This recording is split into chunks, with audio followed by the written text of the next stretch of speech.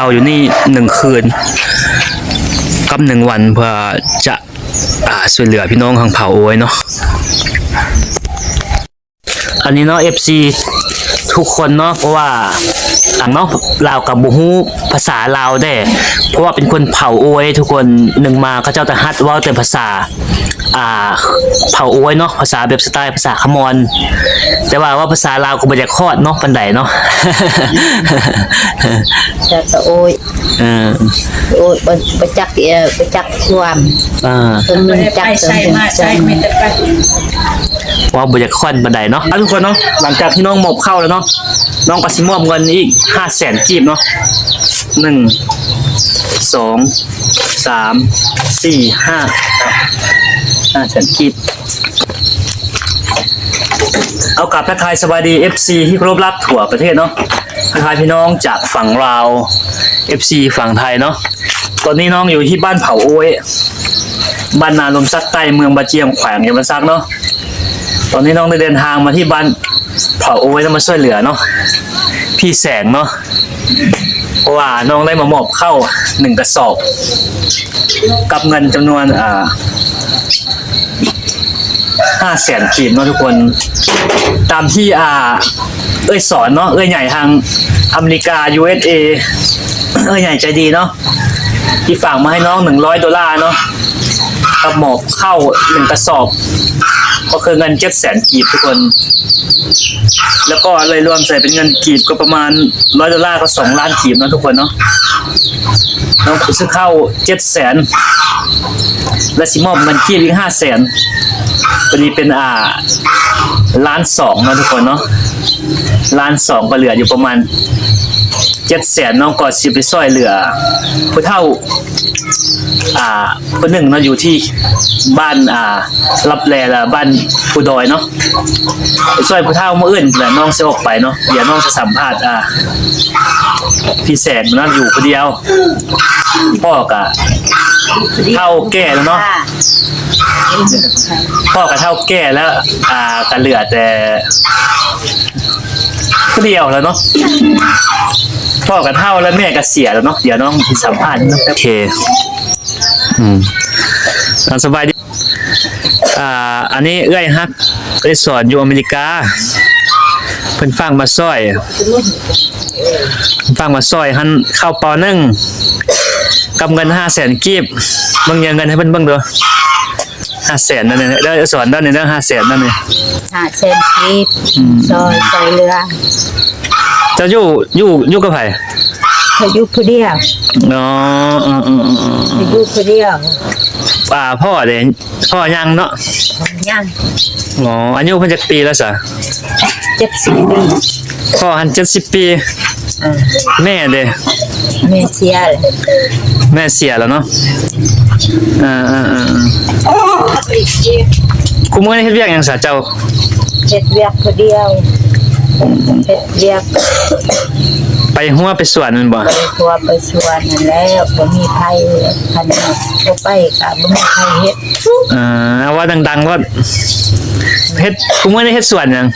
เฮ็ดสวนมันต้นหน่อยนึงมันต้นบ่หลายแล้วเฮ็ดหยังอีกเขากิน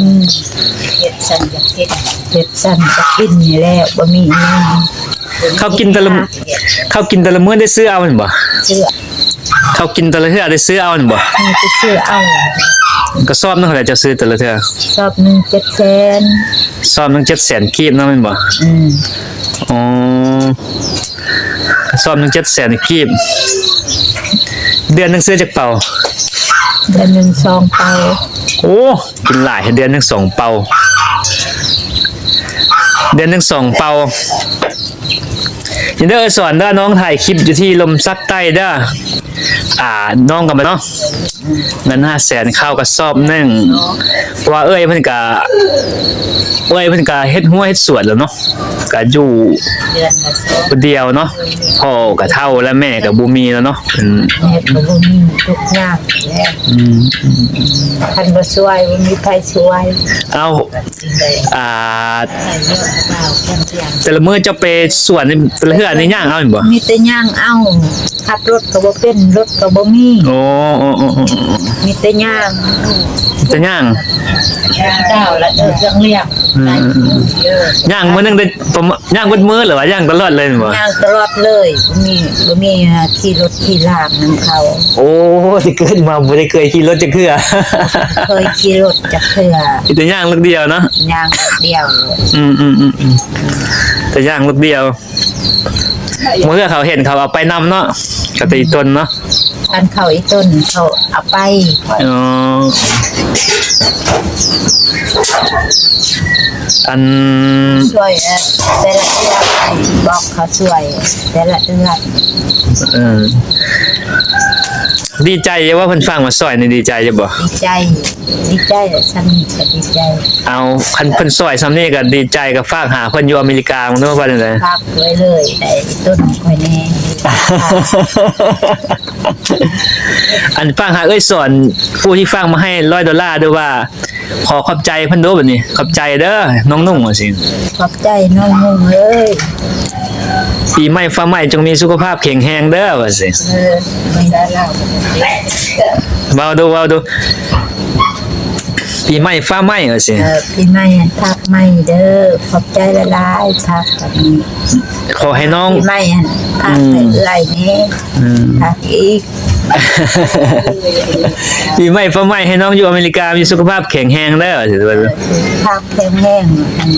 ให้เอื่อยน้องให้ อืม ทักแข็งแห้ง อ่า ยิงดีกาเด้อ อืม บ่ให้เจ็บหอยใคร